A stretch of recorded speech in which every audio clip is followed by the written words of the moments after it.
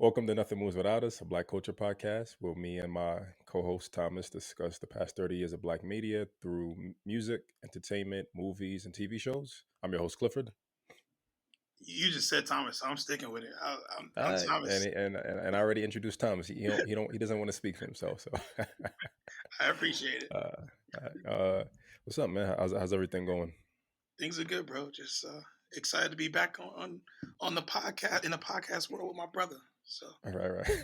things are So good. before we jumped on, we were talking about Clubhouse.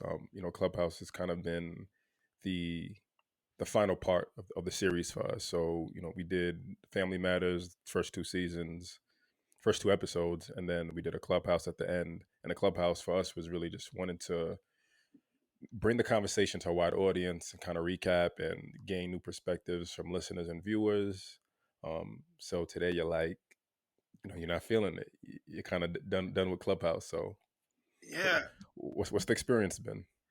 I just think Clubhouse, from the pages that I've seen or the rooms that I've seen and been a part of, is just there's no there's nothing happening for me. I feel like a lot of the rooms I see, they're either really kind of entrepreneurship, business focused, or they're about dating and love and relationships.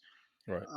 I feel like the dynamic that you and I bring and what we're looking to do and bring to the table, I don't see on Clubhouse. So that's why we originally had a conversation. I was like, yo, it'd be great to have part of the podcast be on Clubhouse. But to be completely fair, I'll speak for myself. I haven't been on it as I could be, right? Like I haven't really been pushing it as I could be. So there are some opportunities there, but I'm just not feeling the club. I'm thinking about deleting it completely. Right.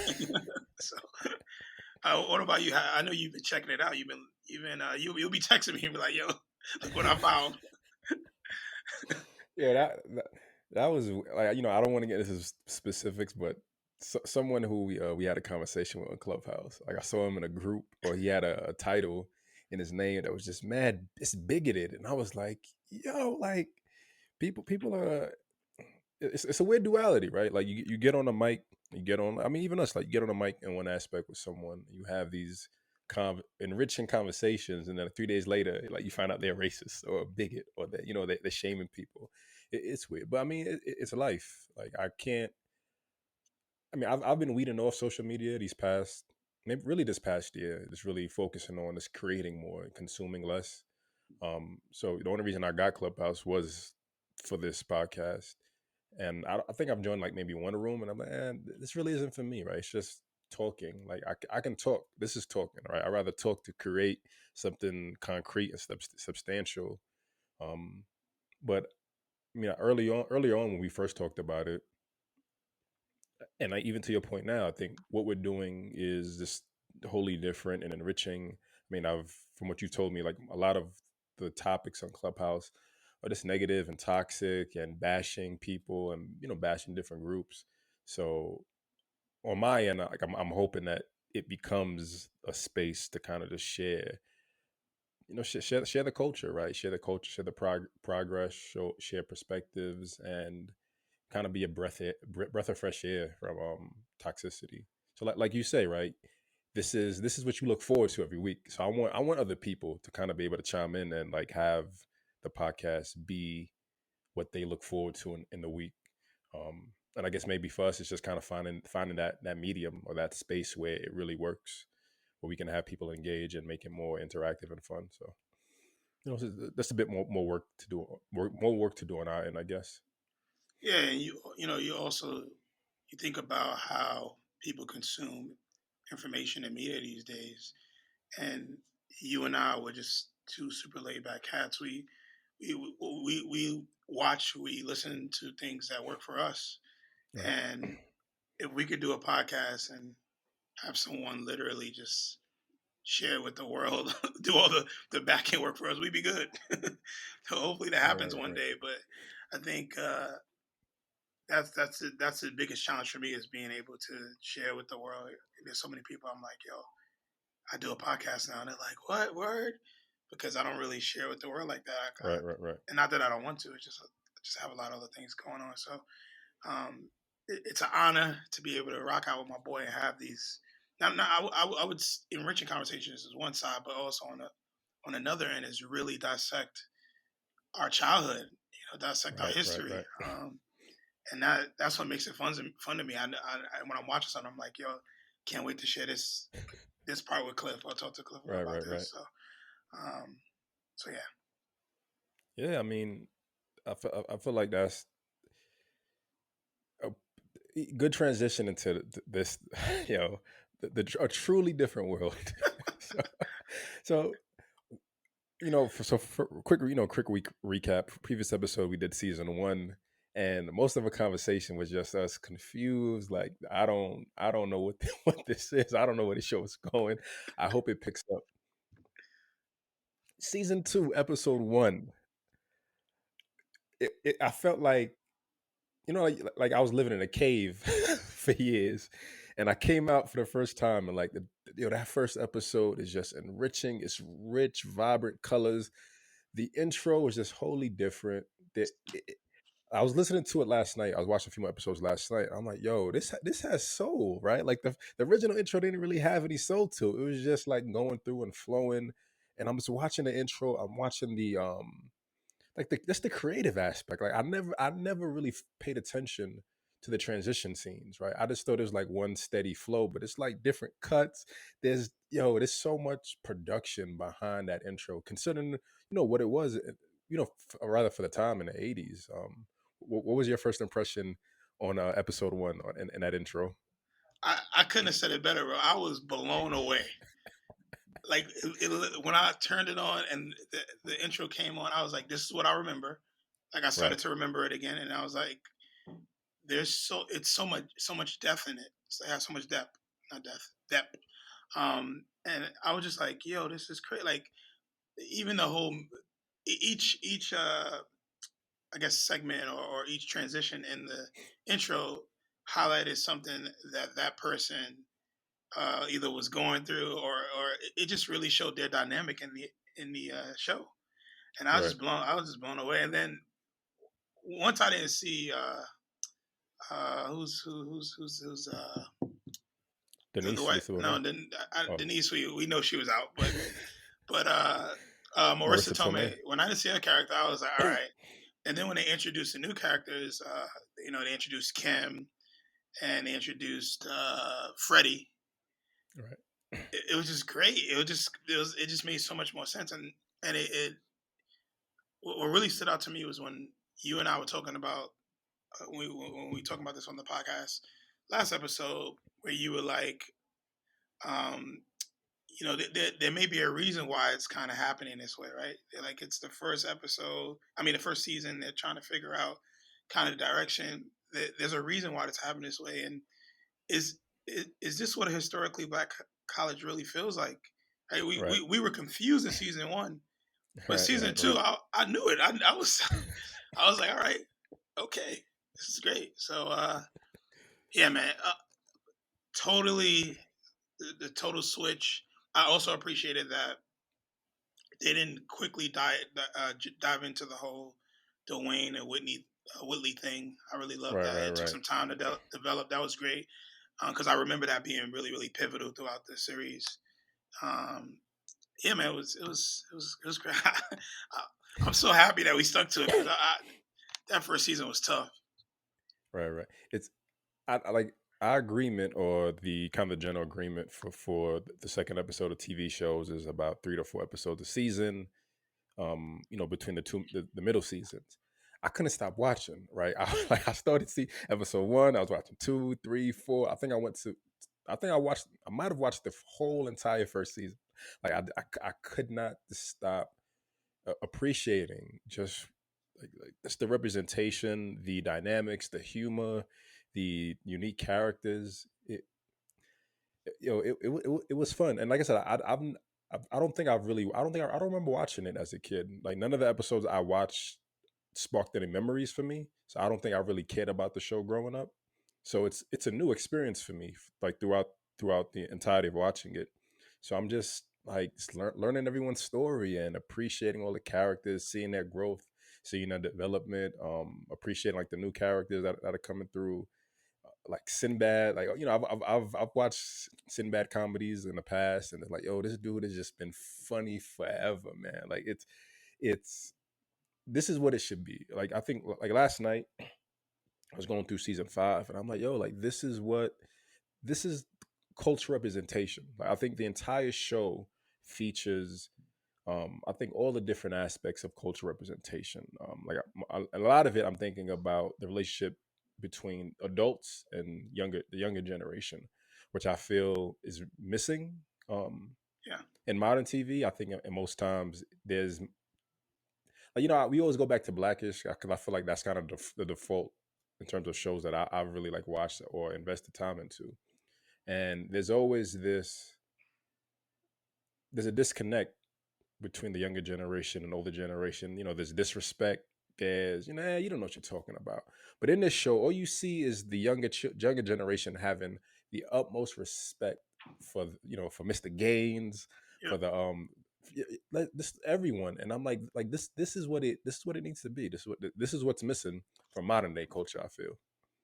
yeah, 100%. Yeah, like it.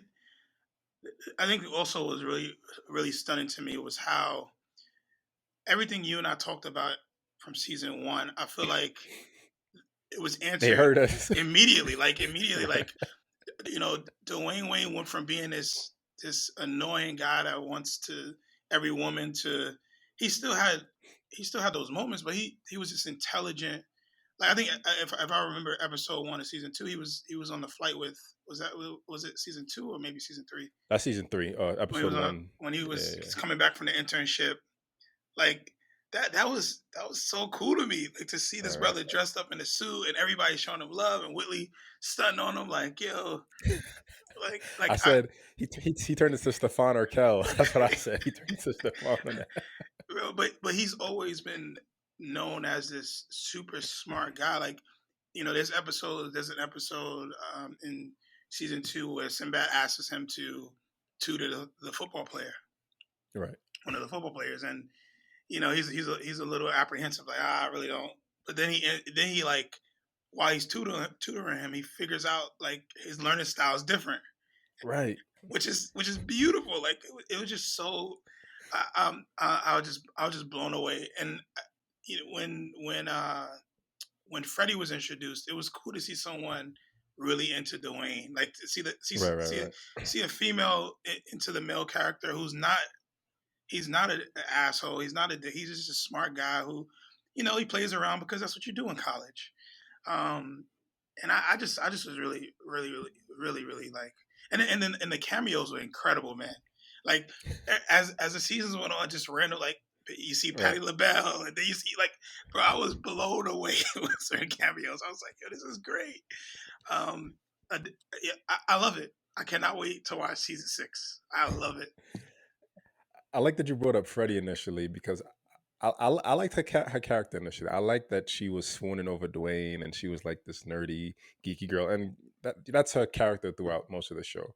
But I think, like, even like as a dude, right? It's nice to see a woman like fawning over a guy, right? Like, it's dope to see that. Like, I think we all kind of, I think a lot of people, like, you want to see yourself in that situation. You feel valued and you feel appreciated having someone like really interested in you, even though you may not be interested in them. And I think Dwayne like went on one date with her, but he had his eyes set on Whitley. But eventually, Freddie just she just became this she became too quirky for me, right? I liked her quirkiness within the realm of chasing Dwayne.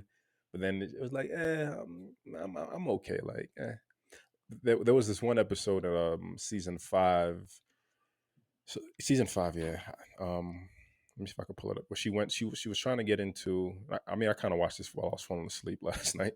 She's trying to get into this African heritage class, and she did this whole performance. Um, the class was booked. The class was booked, and the colonel's son tried to get in, and he like he's supposed to write an essay, and he wrote like a one-line essay. And the professor was like, "Yeah, that's not gonna cut it." So Freddie comes in class. She's like, "Oh, please let me, I really want to get in your class." And he's like, "Well, you missed your shot, but it's too late for a paper." And she's like, no, I have something better. So like she turns off the light. She pulls out a flashlight. She does this whole entire beautiful performance. Like she's like doing written word, maybe not written word. It's like poetry. She's has a flashlight. She's doing dance. She throws glitter around, and it's just like this whole beautiful performance. And she gets into class, and I thought about all the other different, like going back to like cameos, and not even like guest cameos, but just the immersion of culture. Like in um season, what was it? Sorry, that season 4. There's an episode called "A Word in Edgewise," and they bring in the National Theater of the Deaf for Walter's outreach program, and there's I think there's 2 or 3 deaf people there, and they're signing. There's this how can I get his name good? Yeah.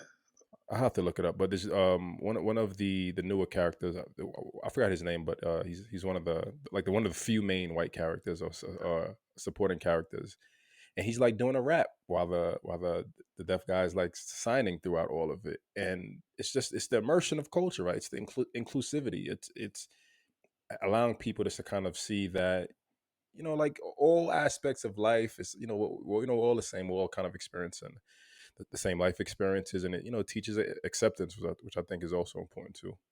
Yeah, there are a couple of things that you said that, uh, and we always talk about certain episodes that stand out to us. And I know in season 1 we were like zero, Right, right, right. like, but in the coming seasons afterwards, season what is it? Season 3, I believe.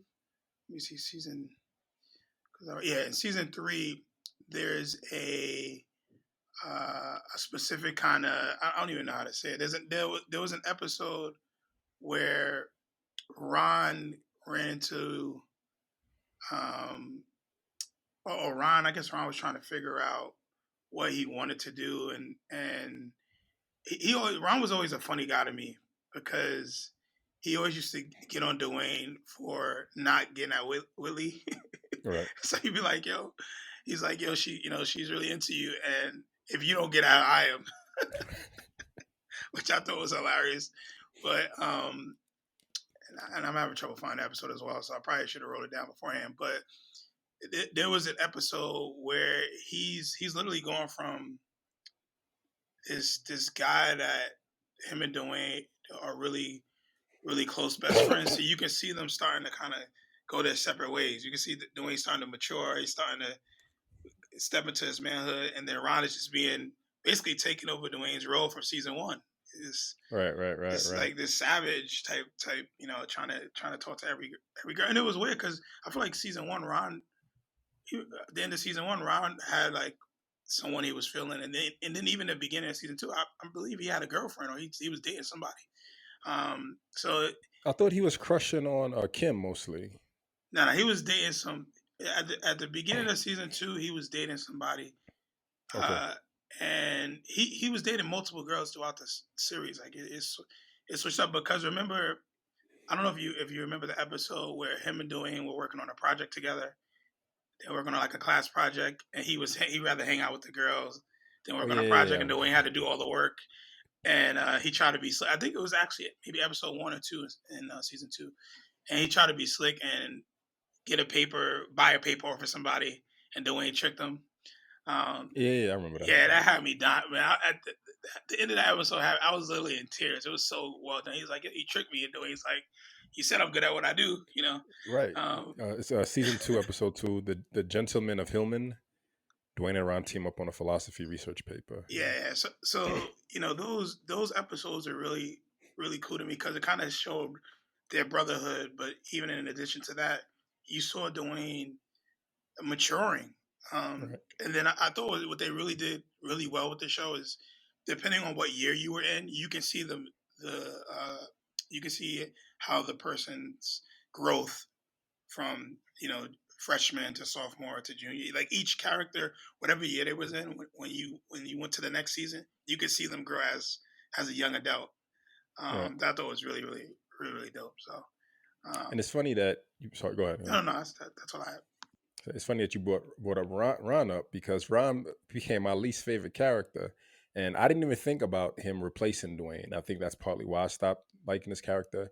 He was just annoying, just whining all the time, and just going back to Thirsty, just it's like yo, relax, bro. And like going back to your point of seeing the evolution of people's growth, right? And I believe it's season 5, he's barely graduating, right? He lies to his dad about graduating, right? And like those are the consequences of him not maturing, which I think is a dope thing to consider.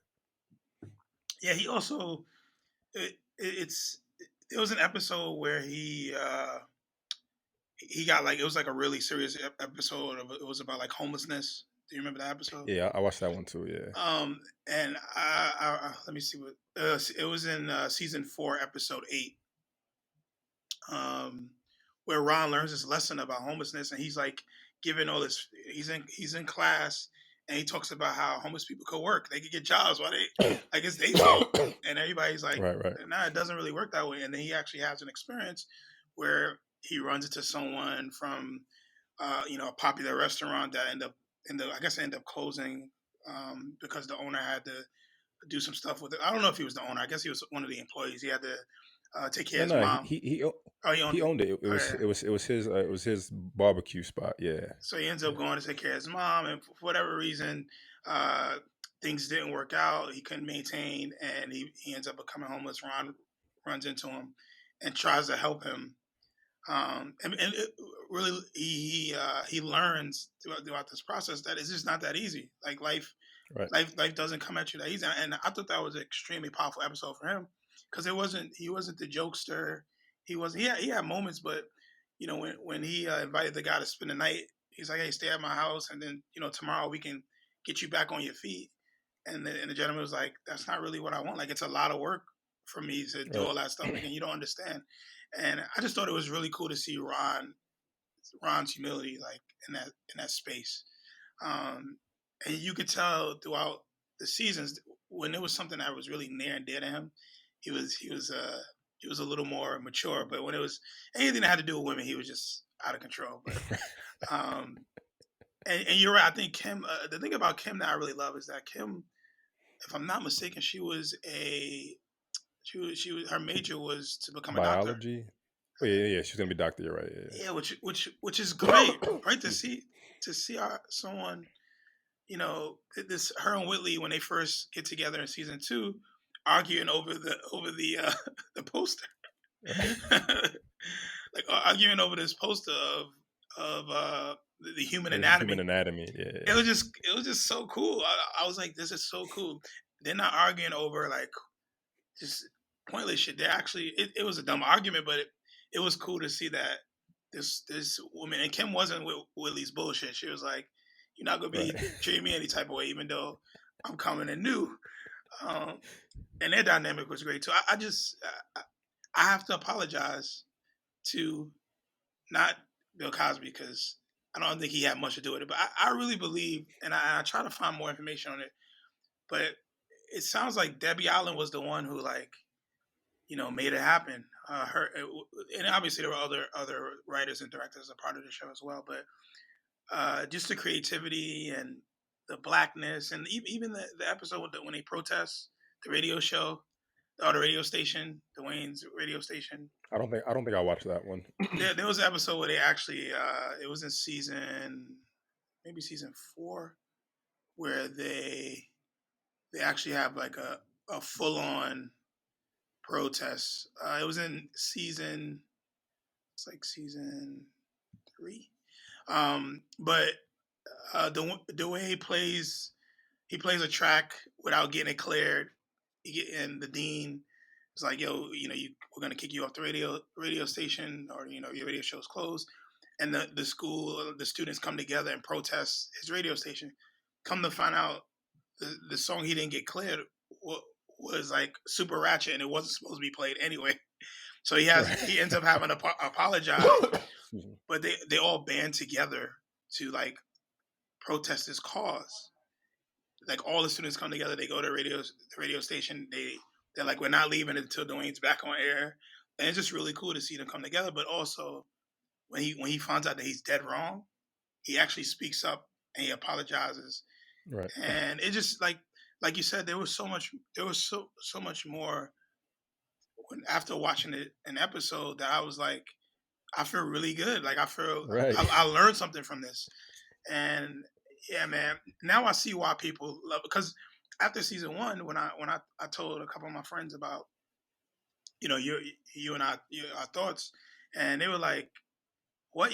Like this show is incredible." I'm like, "Nah, bro, it's trash. Like it's season one is like it's terrible." And then now watching it season two through five, it's been such a breath of fresh air. And I'm actually glad season one was the way it was, because it shows it like really, really what a show can be. It shows a development. Like it show it Right. just I learned a lot from a TV standpoint and production standpoint. So I yeah. mean, I really like your point about them maturing, and I'm also thinking about you brought up Kim's major and just the diversity in all of their majors, right? Like they're the traditional, um, like stereotypical perspective, right? Is just be a doctor and a lawyer and just kind of do fall into line and just do the do what everyone excuse me, do what everyone else does. But you consider, Ron's a sorry, not Ron, excuse me. Dwayne's a math genius, right? Kim is doing she wants to be a doctor. I don't know what Ron's major is. I looked it up. I couldn't find it. But Whitley was, I believe she wanted to work in museums or like to sell art or like be an art Yep. curator. And there's all these different opportunities to kind of see yourself like see yourself through it, right? And I think that's something that's missing. Like when we think about other shows, or go back to Family Matters, you just see these kids in high school. Eddie ends up being a cop because his dad was a cop, but you see like when Patty LaBelle, she guest stars as Dwayne's mother, Yep. and she's telling a story about how she brought him to one of his accounting classes as a kid when he was a kid, and the teacher like finishes an answer, and Dwayne is like, "Hold on, you made a mistake." And it's ever since then the teacher's like always asking him to double check the work. And as a parent, you see that gift, and you cultivate it, right? You cultivate your child's natural gifts, and you see them blossom until whatever that I guess whatever that field or whatever that passion is for them. For Whitley, it's the high end. I use the word bougie lifestyle. That's what they call the. But she looks for a career within that realm that allows her to honor who she is as a person, but still learn about what she cares about, while still being immersed in the culture and like the passion that comes with the art lifestyle. Yeah, there was so much really spot on, um, just topics and spot on points. Um, I just spent a couple minutes trying to find the episode. There's a specific episode that like really was really is really dear to me. I watched it like a couple times, so I don't know why I didn't write down the. I probably didn't write it down because I was so into it. But Right. there's an episode where Dwayne goes to Walter and he's like it's probably season two, season three, and he's like, "Hey man, I don't want to take Colonel Taylor's class. I hear his classes. He's a calculus teacher, and he's like, I hear Yeah, I his think that's class." season two, episode one. I think that's the first Oh, one. it's in Yeah. episode one. Okay, Yeah. he's like, I want to take this class, and he's like, you gotta help me get out of it. And instead of Walter being like, Walter plays along with him, Right. but instead of him just like, I'm gonna go get you out, he actually go talks to Colonel Taylor and finds a way to make it into something that actually is feasible for Dwayne to want to do. And then at the end of the episode, the work Walter went in to have the conversation with Colonel Taylor to get Dwayne to kind of see it in a different perspective, he didn't even need, because Colonel Taylor ends up connecting with Dwayne, and Dwayne Right. ends up taking his class. And it was just great to see this dynamic again with all these black men coming Right. together. Him not shunning Dwayne, him not attacking him, even the end when he's getting his classes and Colonel Taylor's like, I want to challenge you. Like I want you to come to my class and be challenged. I just thought that was such a beautiful thing, and there there's a lot of that sprinkled throughout these seasons where you see people come together in ways. You and I talked about Letty last in season one. There's several things that Letty does in the seasons after, until she's no longer in the show. But just her dynamic, and um, Walt, I'm still confused with what he does because he's a coach one season, he's a dome director one season, he's a basketball coach. Like he's a jack of all trades. I'm convinced. Right. And I just love how him and Jalissa, like we kept calling her Jalissa, him and Jalissa, Right. how he just was It like, is yo, I'm gonna get my Jaleesa girl. though. It isn't. We were saying it wrong. So either it is Jalissa, and we were saying Jalissa. We Okay. When I listened back to what we said, we were killing her name. I'm pretty sure it's Jalissa. That's what Yeah. it was. But even him and her and their dynamic, and how he treats her, and how he has this comedic relief, but it's so positive, it's so respectful. Like he does it in such a cool way. Yeah, man, you hit it on the head with kind of just how it's important to be open minded to what was to come, because I was ready to tap out after season one. I like that you brought up like the representation of specifically black men, and I'm sure we'll talk about older black women too. But yeah, Colonel Taylor, Mr. Gaines, like on the surface, they're hard people, right? They're hard because they've been through like the civil rights. They've been through like the hardships of like the black experience. So you saying it and me thinking about it now is like understanding that they're hardened for a reason, right? Now you're a colonel for a reason. Like you've been through the grit and grind of the military to kind of become that person. So yeah, you're always gonna have this initial stigma and fear that surrounds your name and presence. But the only thing you really want from people is like for them to work hard, right? Like follow your path and honor your workload, honor the responsibility you have, and that's definitely what Colonel Taylor like showed off initially, like while coercing Dwayne to join his class. Mr. Gaines just he's just a funny dude, I love that funny dude. dude. There's in the episode A Word in Edgewise, the other side of the episode is Dwayne and Whitley doing a bet saying that Whitley can't stay quiet for 24 hours. So in the beginning of the episode, Whitley's in the pit just talking, and Mr. Gaines just like, you don't say. And he's cleaning, and then I can't remember her name. Kim comes up to him. She's like, waves her hand in front of him, and he takes out earplug. So he's like, man, that girl just won't stop talking.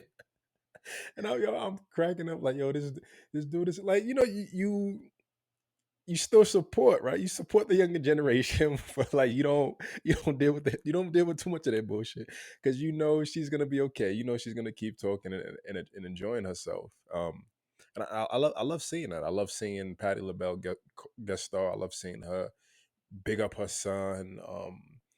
I love I love Jaleesa's and Walter's dynamic, like you brought up also. Yep. They did you see the episode where they almost got married? No, they almost You got know, married. No. yeah, it was just kind of out the blue. I mean, he was courting her. She was dating someone else, and he got friend zoned. That's what I thought about when I saw him. Like, he's in a friend zone, but he's still working for it because he wants her. He believes it would be right. He was nice with Proposes, it. yeah, proposes to her, and they're going through the whole thing. Right? It's like 5 minutes left in the episode. They're dressed up. They're in the dorm. The uh what's the name of the dorm? Not Hillman Gilbert dorm. House. The Gilbert House dorm.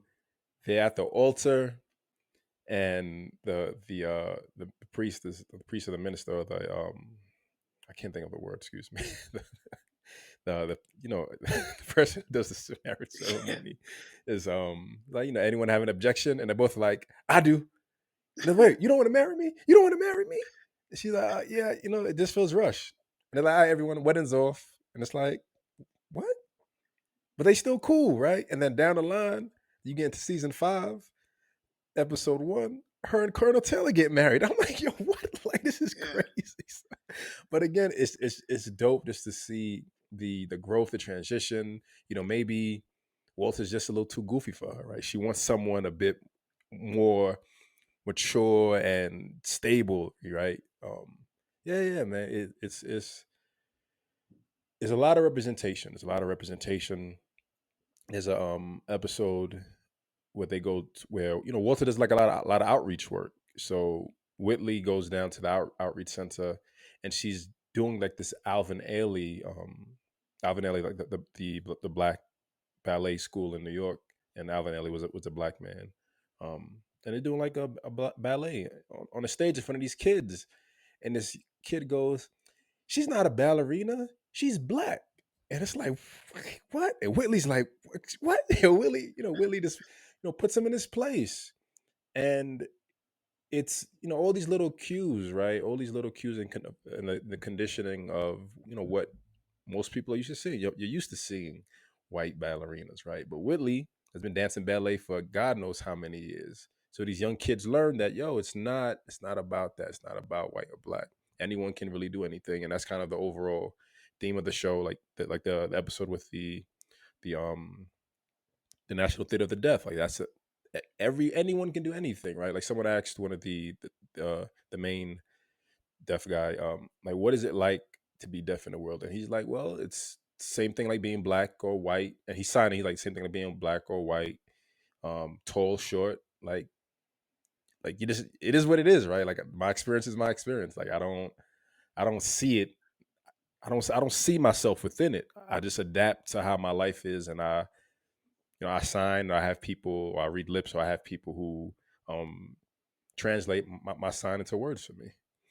yeah, yeah. When you brought up the whole thing about how Jaleesa's transition from Walter, I just think about like that's real life. Like sometimes you connect with someone, you guys have a great connection, you date, it doesn't work out, you cool, and you move on, Right. and it's positive, and I just that was something I just loved so much about just a lot of the things, or a lot of episodes that would start with a challenge would end in most cases with something positive. Like, Right. I remember the episode. I think it's also episode 1 or 2 from season 2 when Kim and Freddie are trying to get a job, and they go down to the pit, and Mr. Gaines is like, peel his sweet potato. It's so funny. Yo, And, Freddie's hilarious. and Freddie's Freddie hilarious, man. Freddie's like scraping it and cutting it up, and Mr. Gaines is like, "What the hell?" He's like, "Nah, this ain't the job for you." He says something so funny. I should have wrote down a quote. He was like, "What'd you used to do before?" And she was like, "I think she was like, I used to work. Damn, I can't remember." She's like, "I used to work somewhere." He's like, "Yeah, I could tell." um, and she ends up not getting a job. Kim ends up getting a job, but instead of Kim like throwing it in her face, Kim's like, there are other opportunities out there for you, but go hard. Like, if you really want Right. this job, go hard. And I don't think she doesn't end up getting a job, but she does go back, and she's like, I really want this job. And Mr. Gaines is still like, nah, it ain't Nah. happening. But but it was cool to I think he see. tells her like go plant trees. I forget Yeah, he's what he like said. apply. He's like there's other jobs on campus. Go try other things. But it was interesting to me how once again, Kim didn't shun her. She didn't tease her. She didn't throw it in her face. She was like, "Hey, if you really want this, you got to go out and fight it." She's like, I'm pretty sure it was all about having experience. Kim had Right. experience in the food industry. Freddie didn't. So Kim's like, if you want to get experience, you got to start somewhere. So, you know, go for what you believe in. And it just was so beautiful to see. Instead of her being like, "Fuck you, I got this job." Right. Um, Right. Right. and I just really, to your point, these first couple episodes, I was like, before you knew, I watched like 6, 7 episodes, and they only half an hour, so it just went by Right. really Right. quickly. So I'm definitely there with you on that, and I guess I want to ask you because season 1, you had we don't even have to talk about Denise. Let's just take Denise out of the picture. But I'm really interested in hearing your thoughts around, having a white character and Marissa Tomei being having a prominent role, to not really having white people in, the subsequent seasons. So, do you think there was something missed? What are your thoughts about that? Because I have an interesting, I have a thought on it, but I would love to hear what you think. Give me one second. I just want to pull up Matthew. That's who it was. So Matthew was Freddie's cousin, and he was. I brought him up earlier, and so like just to kind of transition into your question. But they have him as a token white guy in a different world who everyone loved. He was Freddie's cousin, so he had a bit of an inside track to Hillman College. What I think was missed, Or if there was anything missed.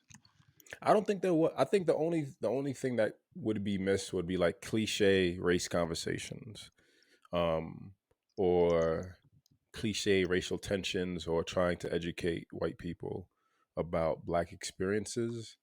But I don't. It, so like even in season one with Mercer Tomei, I don't think they really kind of went there. Yeah, I don't think they brought up any like real racial issues, which I think is dope because it doesn't always need to be that. And I think Freddie's cousin doesn't come in until season four. I didn't even notice, honestly. Like until he showed up, I was like, oh, I was like, oh my god, I haven't seen a white person talk who wasn't like a server or waiter in this show for that long. I didn't even notice it. Um, so I don't think anything was missed. The I think the point or the purpose of the show as it is to show that within the the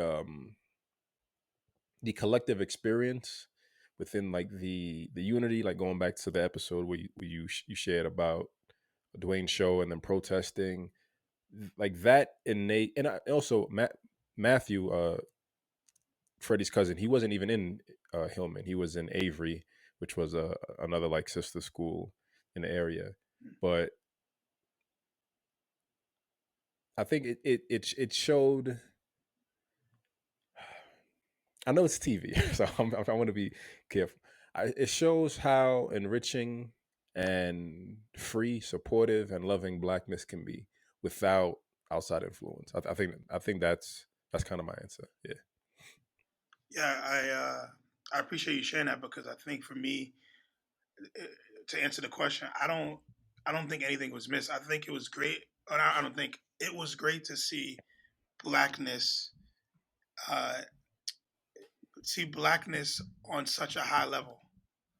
Um, you know, growing up in the inner city in New York, to see some to witness what higher education could be from a TV show. I could just imagine, black people all around the country, and your South Centrals and your Chicago's, South Side of Chicago's, and watching this show and being like, I aspire to have experiences like this when I graduate. Like it does exist, and it doesn't matter where I'm from, right? They had, we talk about Jaleesa being from Jersey and Dwayne from Brooklyn, or I don't know Brooklyn, but he's from New York. Um, and that was something that I just really, really thought, if I was in my teenage years and early '90s, um, I see why A Different World is what it is now. It makes sense for me. And then the cameos were of prominent figures. Like it wasn't these cameos wasn't just some guy off the side of the road. A lot of cameos were black actors who paved the way in their own right, from movies, shows, theater, like all these. When I see their faces, I'm like, I know this person, and then I had to go look it up, and I'm like, oh yeah, I do remember him being in this Right. movie or that, or her doing this thing or that thing, and I watched a conversation interview with the cast, and I believe it was Ron that shared. There was an episode I where thought we weren't supposed to do that. You skipping ahead, man. no. I'm just sharing this. I just want to share this one thing. I'm not I'm gonna get joking. it. I'm joking. I'm joking, man. Okay, I'm I'm joking. not gonna get into it. I'm not really. I know we always talk about that last, but it wasn't a it was just literally like a minute clip because I was looking at all the extras and cameos, and there's a clip where I believe it's Ron. It might be Dwayne, but it was one of the guys where they talk about there was an episode that they filmed that they were surrounded by literally like black historians. Like you look to the right, you look to the left, and you know you have like the Patti LaBelle's and the Gladys Knights and it's just mind blowing. They're just he's like, yo, I'm on this show, like I'm a part of this, Right. and it was enriching and you know it was encouraging and that's what I took away from the show. Like obviously we haven't watched every single episode, but I can't lie. Even after we finish our you know our podcast episodes, I'm gonna go back and watch. Like I really, and I probably Yeah. watch it in a row Yo, because I've been I said watching the them. same exact thing. I've been watching them at random to get a couple episodes in every season. So, but I'm literally gonna go back and watch them back to back, and uh, yeah, I'm really proud of what it represented, and I hope because we talk about Blackish. Blackish is cool, but I think obviously there's different dynamics because we're in a different time. But I hope there's continued shows. There will be continued. We will continue to build shows that are as thoughtful when it comes to the Black experience as what we saw or what Right. we're seeing from a different world. Yeah. I mean, there was at the end of season. What really stood out to me in terms of the the older generation, the younger generation coming together, and like tying to your point about them having these prominent figures in Black media or just the Black experience with the civil rights movement was season 2, episode 22. There's a No Place Like Home, and in the final, I mean, like, comparing it to season 1, however, the final episode of season 1, like I barely remember. But at the end of season 2, the final episode, the final scene is everyone in the pit. Mr. Gaines is playing piano and is singing the song called "The Mean Children Blues," and everyone's just singing and laughing and having a good time. And I'm like, yo, this is so beautiful, man. It's like it's humbling just to see the connectivity, the collectiveness, the generations, right? The generations that's coming together and is having a good time, laughing and smiling. Um, and it like I think like we talk about connecting it to the present.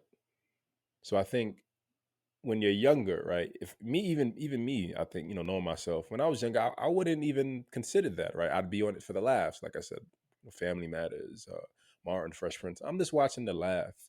But as an adult, watching it and seeing the representation and on my own, right? Like if I've done my due diligence as a Black person growing up, right?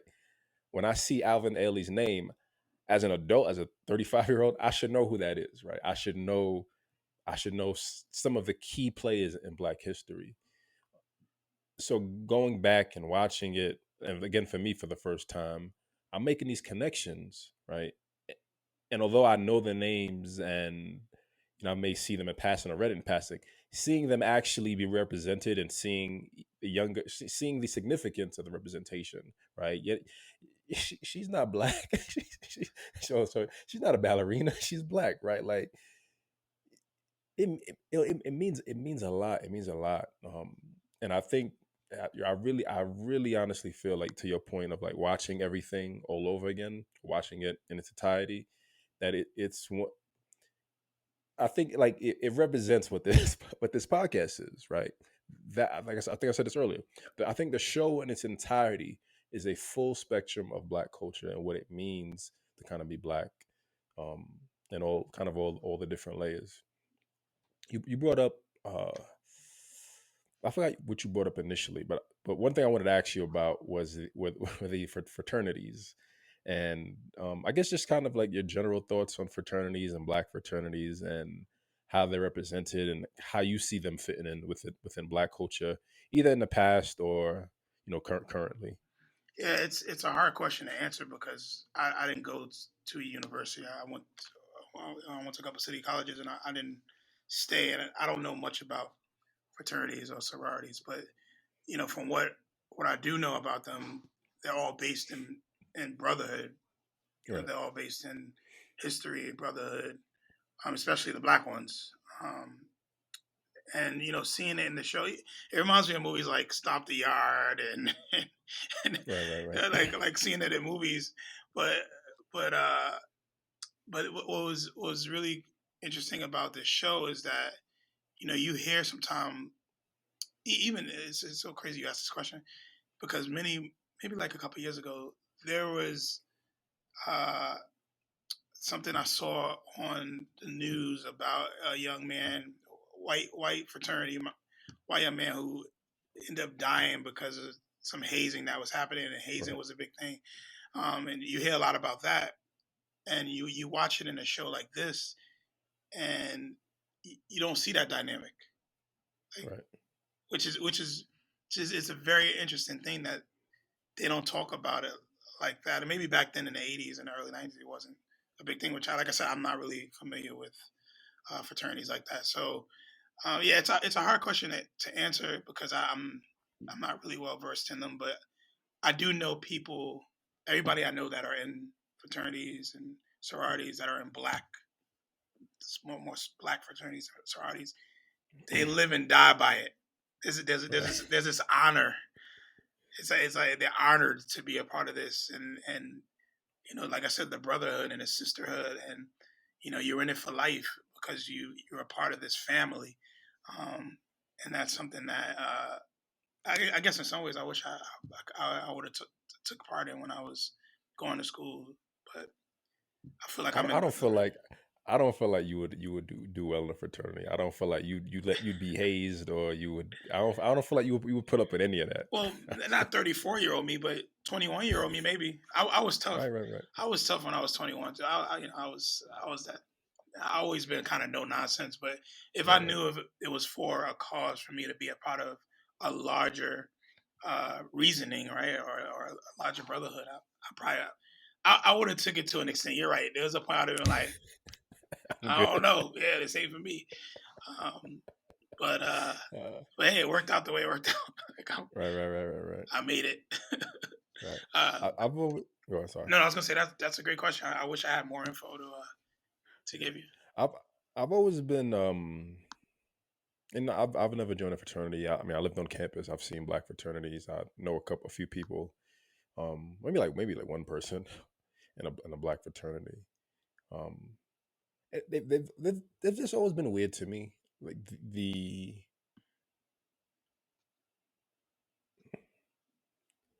so on one aspect, there's like you said, there's a brotherhood, right? And granted, that's what all fraternities are for. But the making it a black fraternity, and granted, I know you shouldn't have to add black in front of it. A fraternity should just be a fraternity.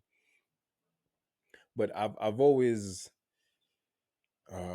what's the right word? Wondered or yeah, I always wondered like why honor the Greeks, right? Like why honor the foundation of like the Greek characters, and why aren't fraternities rooted in like African roots or something more central to blackness? So like when I watch the episode, I see it and I see the the stomping and the representation and the initiations. I get it, but I don't know. We always talk, and I always say there's room for more, right? There's room for more. I think there's different ways to kind of pull more from the experience, or like really, or truly make it more central to like what the black experience is. And I pulled up this article real quick called "The Divine Nine: Sororities and Fraternities on HBCU Campuses." Yep. So HBCULifestyle.com. Like since 1930, the National Pan Hellenic Council has served as a premier organization for African American fraternities and sororities. NPHE was founded at Howard University to support Black college students who are searching for a voice, community, and shared identity as they pursue their education. Um, And the organization plays a vital role in connecting the black collegiates as they fought for equal rights and fair treatment under the law. That is the Greek organization. Yeah, I mean, it's always been weird to me that it's just this Greek. I think that's always kind of thrown me off a little bit. But that's me. That's me always nitpicking, right? The bigger picture and the most more important thing is the brotherhood, is giving voice, creating communities. Like the few people I know that are in fraternities, like you said, like you live by it. Like those are your brothers for life. They look out for each other. They support each other. Um, and it's a niche community that I think is definitely needed and important. I just wish they would have helped Ron out to do that in That's school. funny. You just said something that I actually don't like about fraternities, and it actually really bothers me, is uh, when you may be in one, and I may mistake you for being in another. I don't know what they mean, Right.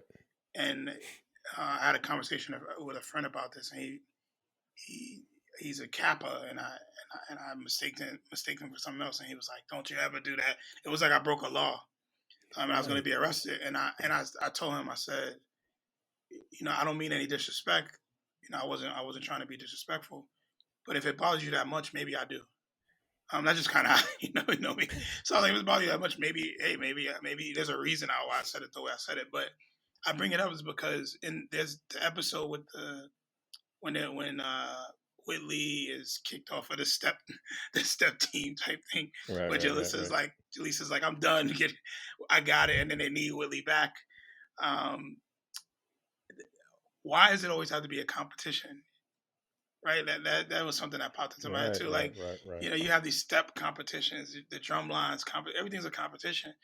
Um, Not to say that, and once again, I'm naive to college life, so I don't know if they do like events where everyone's coming to all the fraternities are coming together and volunteering, or is it just one on the north side of campus, one on the south side? Like, I don't know, so I don't want to overstep, but I do find that when I watch anything that have to do with fraternities or sororities, it's always one against the other. It's never Right. them Right. working together in unison. Um, so that's a good point. It reminds me of African tribes. Before slavery, we always hear about how the African people, one tribe would sell out the other tribe. And kind of reminds me of that. Um, and once again, I don't know all the dynamics from those times, but what I've seen on these shows and movies is it's always one against the other, rather than being like, hey, how about we come together for the greater good? So that's you kind of popped into my head when you were sharing that. Yeah. I mean, I think that's an important a conversation, a perspective to bring up, right? Like making a correlation to tribalism, right? Tribalism is the group that I'm in is all that bad. Is don't associate me with anyone else, anything else. But if the root of the fraternity or the sorority is rooted in black unity, why take offense if I don't know or if I'm not aware if the core what the work is supposed to be is rooted in blackness. Um, and I think that's what the National Pan Hellenic Council does. I think their job is to kind of bring the different fraternities and sororities together to um, I guess work on bigger picture ideas. I'm not 100% sure. Uh, so maybe so I guess like from what what it says they do, right? I don't know what it says they do. There is a united effort. We just don't know in what capacity. But yeah, I don't know, man. It's I mean, we kind of go into like the blackness and whiteness, right? Like you brought up the idea of competition, um, and the theme for blackness usually feels like unity and tribalism, but then we subvert into smaller groups, and we forget that like I think I might have brought this up in a previous episode, or I mean, I've been talking about this a lot, that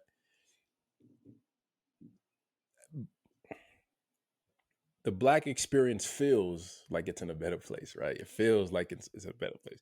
You know, we had all of last year. It feels like this progress, but my perspective is the only reason it feels that way is because we've gone into these such small groups, right? We've gone into these small groups where, you know, the 10 people I fuck with, or just the 10 people I fuck with, we're all doing good, right? And you know, we made progress, but we don't realize that the collective experience is still struggling. Um, I mean, you know, and for me, that's part of that's the long term effect of, I mean, everything going on recently. But yeah, Yeah, but even, and this is a little off topic, but even when you look at progress, you can't. I believe you can't have progress without having goals, right, right? So I think a lot of times when it comes to blackness, or the black culture, when things happen for us, that wasn't a goal for us. We didn't have that goal collectively, but it's cool it right, happened. So right, I think, if it's, police reform, or if it's, voter rights, if these things, prison reform, if these things, if we have these goals, and they're not nothing's happening, but then, they just let this guy out who was wrongfully convicted 50 years ago, and we're like all celebrating, we're posting it, we're saying, right, right, right, right. they're like, oh, it's a win. Realistically, progression, for me, needs to be measured. I need to be able to measure it. I need to be like, this is the five things that we tried to do in 2020. We were able to accomplish three. Great. Um, yeah, the small things are cool. Like, yeah, Juneteenth being a holiday, it's cool. But that was that a goal for the culture per se. So, a little off topic, but I think, what you're saying is spot on when it comes to understanding that you, if I'm winning and you're winning, I don't care if I walk past a guy on the street that maybe homeless is not winning. I don't care, because my people winning. Like, no, Right, that's right. it. Oh, I'm Ron. I'm in college. We good, right? Let's Yeah. go to let's get a job. Like, right? Like, nah. And as I talk about, I say us because I really believe in human, like us as humans, right? I'm really big on that. Like, I'm a black man. I get it, but a lot of what happens in my life and people that I've connected with, some of the best opportunities I've gotten, both personally and professionally, were from people of other races. It was because I did a good. I was qualified, and it doesn't Right. always go that way. I understand there are discrepancies and kind of how things work. I get it, but I also believe that you can't. There's no such thing as progress without goals. I just, like, it just, in my mind, it doesn't work that way. Like, yes, things can progress, and you didn't create a goal for it, but at some point you have to be like, yo, this there's a goal to get to this point. So Yeah, I feel it feels like to your point that it ends up just being a fluke, right? Like if this isn't something that we work toward, if it's something that we planned, it just happened because it happened, right? Because someone else in power said we're gonna do this. You know, like why not? Let's just throw them this bone and let it happen. Like when you brought up the protest episode, right? My mind immediately just went to the power of unity, the power of community, right? Like really invoking or trying to force change.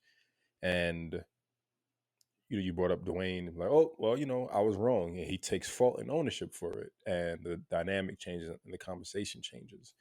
Um, I look at, I see posts, I see events, and I see I brought up earlier this year. I brought up the idea of like this year, like this needs to be like the Black Renaissance year, right? Like this 2021, 2022, maybe these next 5 years really need to be like a Black Renaissance, where Black people are really creating more art and pushing the experience and culture forward. I mean, for me, this is part of it. Like this podcast is part of it. I But agree. sometimes I see language, um, and I think about the protests from last year. And did you go any protests in Philly or New York? I did not. So I'll quickly say this: the reason I didn't go to any protests is because I protested heavy when Eric Garner was killed, was murdered. Heavy. I was out some maybe like 2 weeks straight every day after work. I was protesting, and I felt nothing happen. So I was like, Right. this time around, I'm not gonna. COVID's happening. I'm not. I'll support where I can, but I'm not gonna hit the streets like I did last time, and I didn't. So no. Yeah. So I did. Well, Erica and I went out like week after week initially, and then the dynamic changed, and I saw the jux, I saw the flim flam, I saw I saw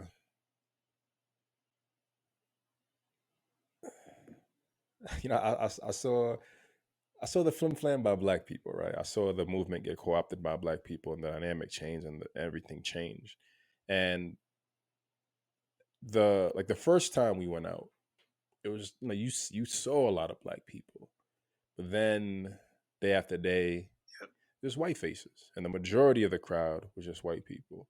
And when I watch TV and when I see, you see the riots, or you see posts on social media, you see white people. So in my mind, I'm like, white people put boots on the ground last year for the most part. The majority of boots on the ground that I saw, directly and indirectly, were white people. Yep. So like to your point of Juneteenth, when I see the fluke, right, the fluke of just being like, all right, well, here's this, right? Like since blackness didn't really put the effort in to do the work, right? We I know we kind of going left, but it's part of the experience, right? It's part of the experience. We all this, and in the past we had Martin, we had Malcolm, we had individuals to idolize, but now we just have groups, right? Now we just have Black Lives Matter, the group, right? There's a movement and there's a group. And I mean, you know who's running the group, but you don't know them. You don't know them. You don't know their backgrounds. You don't know their history. You don't know their real intentions, right? There's the belief that they're, and I mean, they've said it, right, that they're Marxists. Then Yeah. What does Marxism have to do with blackness? Nothing, nothing in any capacity. Um, and Marxism is a white guy, right? Yeah. So like, there's all this convoluted disinformation and confusion, but for me, the bigger picture is just that what happened during the civil rights era is not what happened last year, and what right now, what little we're gaining is just a fluke. It's just little tidbits, right? Like Black Lives Matter gave their list of demands to Biden. 100 wanted within 100 days. Yeah, you didn't get it. You didn't get it. Um, and it goes back to not for me. I say not not really fighting for the freedom, and I get it. It's not. It's scary. It's challenging, right? Like there's so much to lose. We have so much. So we're scared to lose what little we have. Um, so yeah, I don't know how to end that thought. No, no. I was actually. I didn't want to cut you off, but I was gonna say I actually don't think that we're going off topic. This is what this podcast is about. Like, yeah, we should be talking more about we did the episode specifically about a different world and what how that affects the culture. But the culture we're talking about is this. Right. So I don't think we're we spent some time talking about it. It's fine, but I do, and I'll leave it at this. I do think creating or having demands or saying this needs to happen and that needs to happen, all that shit is nice. It's cute. But when the demands or when these things are not met, there needs to be action, right? Right. And that action needs to be developed and talked about before the action actually comes into play. And that's always been a challenge for me. And you're one of my best friends. We talk about this stuff all the time. And we think having these conversations about culture is important because basically what you and I are doing are telling people or letting people know we already been down this road. This ain't nothing new. Right. Like these Right. conversations that we're talking, these shows, these movies, a lot of these shows and movies, they've been out 10, 15, 20, 30 years. And we're still talking.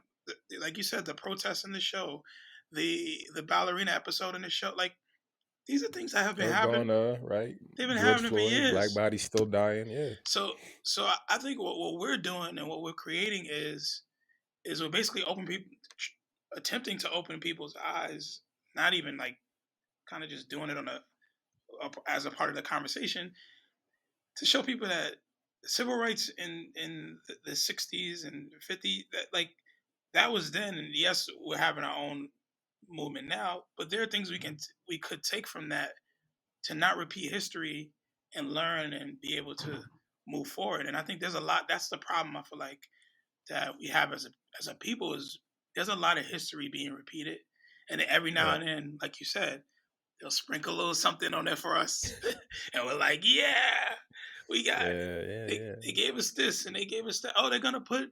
They're gonna put a blackface on Harriet Tubman on a dollar bill. Whoa, I'm gonna be able to see her on a dollar bill. Like it just, I'm 100% for it.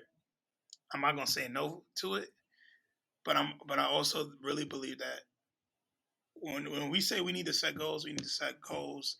It could be 50 goals, but how are we gonna get to the solution? How are we gonna get to actually, completing those goals? And I think that's the whole point on why I'm rambling about this. But yeah, Right, right, right. And also, it's like going back to the idea of goals. What's the next step, right? Like you brought up, Harriet Tubman on the $20 bill, and then what? What is that? What is that? What does it really mean, right? What does it really change, right? Um, is it saying that she's on equal footing with the president? Like, what is it? What is it really telling people? What is it really cueing? Right? MLB on the mound excuse me, Black Lives Matter on the MLB pitching mound, Black Lives Matter on the NBA court. It's gone now. Like no one cares. Basketball, it's the finals. No one cares, right? Um, and it's there's a lack of holding people accountable, right? So last year, Jordan donated 100 million to anti-racist. What is it? Racism against black people. Where's it at? Jordan, Jordan and his Jordan brand will donate $100 million to social organizations dedicated to ensuring racial equality. The company announced on Friday. This is from CNBC from June 5th, 2020. Right, and it's like, okay, great, but what's next? Like, who's in charge of those organizations? Is anyone keeping tabs of where that money is going? Right? Is anyone following up? Are people going to the inner cities, to the black communities, and like, all right, what do you guys need? Right? Like, how do we put this money into the communities? Right? The money goes to these organizations, but the issues have still been going on for years. I saw this meme earlier, and someone wrote, um, I'm gonna try to pull up, but so along the lines of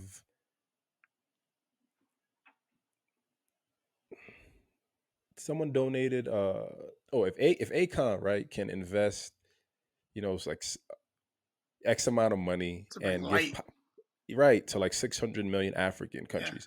What have these nonprofits been doing for the past 60 years, right? electricity. He brought Right, electricity. electricity. Excuse me, not just like electricity, right? And that ends up being a flim flam, right? So like you see. And I mean, granted, maybe that's part of it, right? Akon, he's focusing on his people, his continent or his country. He's focused directly on them. There's a deeper, richer connection. Blackness in the United States is just blackness, right? Like I said, I'm Haitian American, right? Like I looked at a photo of myself and I'm like, yo, I'm Haitian. I look like a Haitian. I look like a Haitian, Yeah, and I accept that, and I'm proud of that. But within this realm, I'm just black, so it's just me and African Americans and Jamaican Americans and Nigerian people, and we're all this one big collective group of people. But innately, right? We've talked about tribalism. There's an innate tribalism in me. Yeah, yeah. I want to uplift the Haitian experience as a collective, 100%. but I Yeah, also yeah, but I also know that it can't just be that. I know that there's also responsibility for the whole black collective because I am here as a black person, right? And that's part of the work in this. That's part of like the idea of the Black Renaissance and pushing the whole culture and collective into a new direction. And I think black people just don't see that because again we've all collectively gone. Every group, every race of people have collectively gone into their, their echo chambers, into their safe spaces where, Thomas is good, I'm good, so I'm good. Like we good. I ain't got nothing to worry about. But like nah. Once if you have kids, I want to have kids. Outside of that, they're on their own in their own world. And if I haven't done the work, if I haven't been responsible as an adult to kind of change the narrative and experience forward, instead of like you said, sprinkling, having someone up top sprinkle a little something for me, or just having these flukes, they're gonna have a shitty experience too. And I think that's what's being missed, and that's what's being taken away from the experience, right? More people just kind of focus on self, focus on just wanting to get by and just do for self, man. And we end up in this cycle. We end up in this unfortunate cycle, and powerless to an extent. Yeah, well, two things come to mind. One is when you talk about tribalism, it's even represented in a different world. I feel like a little bit with kind of Whitley's dynamic to Right, everyone else, pretty much everyone else. right, right, Um, so you see essentially little sprinkles again of how uh, it plays a role. But I feel like as the show and the seasons start to progress, Whitley starts becoming she starts to see the light. right. Maybe it's because of love. I don't know. But that's one. And then the second thing, and I've always thought about this. When I hear that these companies donate millions of dollars to social justice, or the NBA is giving millions, like you just said, $100 million to social justice from Jordan Brand. Why doesn't Jordan Brand just create a division in Jordan Brand, like in their own company, hire more black people to do job to work for them, and create the exact social change they want to get people money to do themselves? Like, why Right. are these companies doing that? Why are these companies giving money to organizations? And don't get me wrong, organizations need the money, and organizations are doing good work. But why not work in partnership with an organization and create a arm under your business that is doing Right. this? And the answer is pretty easy, because it's a tax write-off. That's why they don't have to do any work. They literally just, Damn, hey, you hit him with the uppercut. You're yeah, right. You're right. it's a tax write-off. So they're like, You're here right. you go. Here's You're right. $100 million. Leave us the hell alone. Put our name on everything. Say we did it, and that's it. And Right. I don't want to say every single business is doing this and every single company is doing this, but when I see we care about, I see Nike's, 3-4 sentences about social change. Like you said, Black Lives Matter on the court. That's cool. But when the NBA creates an arm, or creates a division in the NBA that's focused on social justice, and they might have it, so I might be wrong. I haven't done the research, but when they created a vision that actually, they have people in their organization that all their job is to do is to connect with the community around social change, social reform, uh, around prison reform, like, and this is such a powerful conversation. So I like that you brought this up. I think so much about Maya Moore, how Maya Moore, WNBA player, WNBA. WNBA Yeah. player who left the WNBA to focus on uh, supporting her now husband, who was wrongfully convicted, get out of jail, and her team and who she partnered up with, they end up getting his release, and now she's married and she's living this great life, and she's like, I don't need the WNBA. The WNBA wasn't supporting what I needed, so I had to do it on my own, and she left her career to focus on that. She's the perfect example of what a whole company can do that has all those Right. resources, all that money. So, um, like I said, I appreciate you bringing this up because I think it's important. And I guess the best way to kind of leave it is, we always talk about how these shows impact the culture and what they bring to the culture, or what they brought to the culture when they were airing, or whatever the case may be. I would love to end it on, everybody loves a different world. Everybody I talk to about it, especially black people, they love it. Why does it have this level of nostalgia and love that people are, they feel connected to it? Yeah, you and I just spent, hour talking about some of those things, but it has to be something more.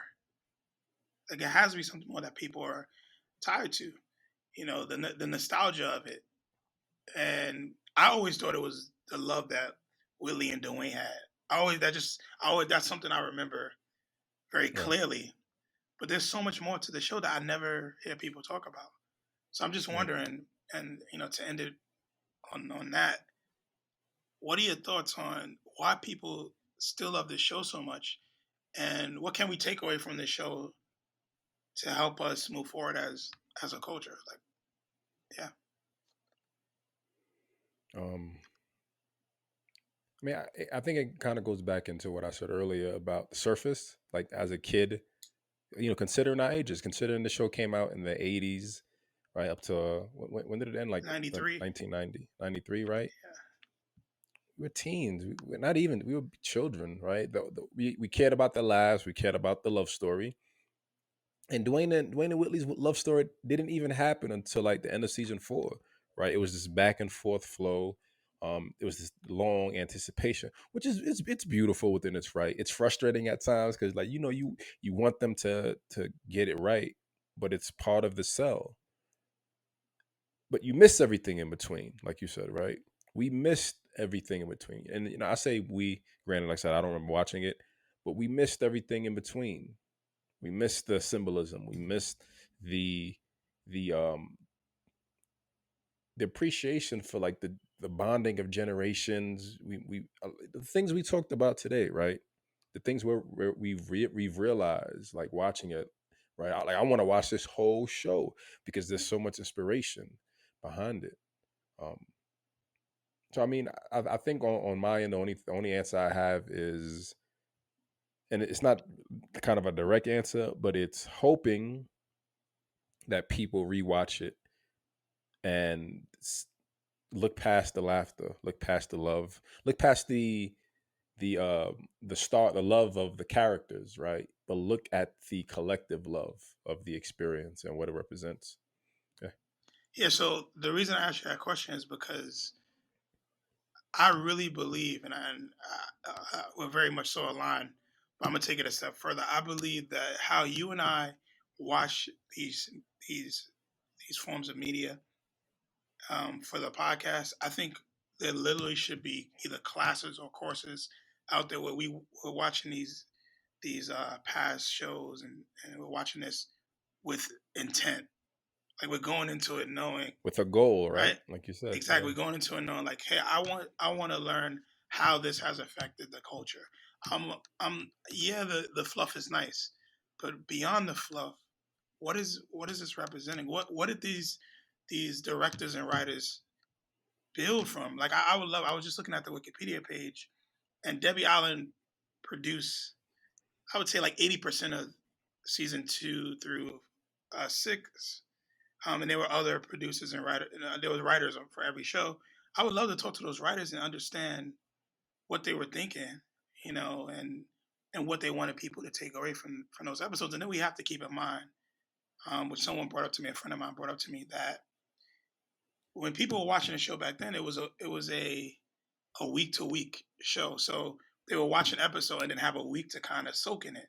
Whereas you and I Right. are Right. watching the episode back to back to back to back. So, it becomes something that can be a little draining. But when you're watching the episode and in the episode it ends with, black women can't be ballerinas, I wonder what that week was for everyone who watched that episode, Right. anticipating the next episode the following week and the conversations that were happening in the community. We don't know what that was like because we're watching the show in its entirety. So, you know, I I really hope that we continue to, and then when I say we, I'm not just talking about you and I. Anyone who's watching these shows, these movies, listening to these albums, we're doing it with intent. We're doing it with a goal in mind. Um, and we talked about it when we were listening to It Was Written and 444. Listening to it. A written I'm sorry. testimony. I'm Yeah. I'm thinking about Nas now. You see, I'm bugging. Written testimony in 444. Uh, thanks. And how when we originally listened to it, we heard one thing, and then when we listened to it for the podcast, it totally changed our perspective because we had Right. goal in mind. So I'm hoping, not to ramble, but I'm hoping that that's what people get when if you're someone who's listening to our podcast. Thank you for rocking with us. Of course, we appreciate it, but I hope that anything you watch that has to do, I won't even do that. Anything you watch, look at it, have some type of intention, and see what is, see what the underlying story is and what you can gain from it. But especially, things that represent the Black culture. I would challenge that. I mean, the only thing I want to add is like piggybacking off your idea for intent is to look for inspiration. I mean, there's entertainment and then there's inspiration, right? Like I can watch the NBA finals for entertainment, but I can watch a different world for inspiration, right? The inspiration for both of us is having something to talk about and connecting it to the collective Black experience. So I think that there always needs to be intent with what we're consuming and making. Um, uh, the initial word is responsible, but maybe balanced and fair choices, right? Like you want to be inspired, but you want to be entertained also. But leaving enough room in your life, or maybe creating space, creating rituals or consuming content, mostly looking to be inspired and entertained, because the inspiration allows you to do more. Inspiration allows you to create a list. The inspiration allows you to be boots on the ground to invoke the change that you want for yourself and your life, while the entertainment is just for you, right? Entertainment is just for me. It's for me to enjoy it. It's for me to tell people, hey, I saw this and this happened to me. But the inspiration is to cultivate for yourself and for your life experience. So yeah. Yeah, I say it's a great way to leave it. Uh, yeah, sounds good. Yeah. So this is episode 6. I don't know why I'm saying 5 because it's a different world. So I'm like, yo. Right. But yeah, this is episode 6. Thanks for listening. And if you want to follow us or stay up to date with everything that we have going on, you can follow us on IG. We're just doing IGs now, right? We're not doing all IGs. We're just doing the podcast IG. Yeah. That's the podcast. So a Black Culture Podcast is our IG. And we're gonna be doing we're gonna do a clubhouse because we have to do season 6. So are we gonna do this? Would be our we'll do a clubhouse for season 6 because we have to finish season 6 and we like to talk. Right. So you could definitely connect with us on Clubhouse. Usually we do it on Fridays, but I would say if you're interested in being a part of it, definitely follow us on IG and we can announce it there. That's something that we probably should start doing. So yeah, we'll have that there, and then I'm one of the host, Thomas. I'm your other co-host Clifford, and after the clubhouse, the last episode we're doing, next episode we're doing, and the last one before we take a month off is going to be Fresh, right? Yes. The movie Fresh. Okay. All right. So yeah, it's good that you bring it up because those who are listening, I would definitely suggest checking Fresh out before you listen to the next episode. All right. Till next time. Peace. Peace out, guys.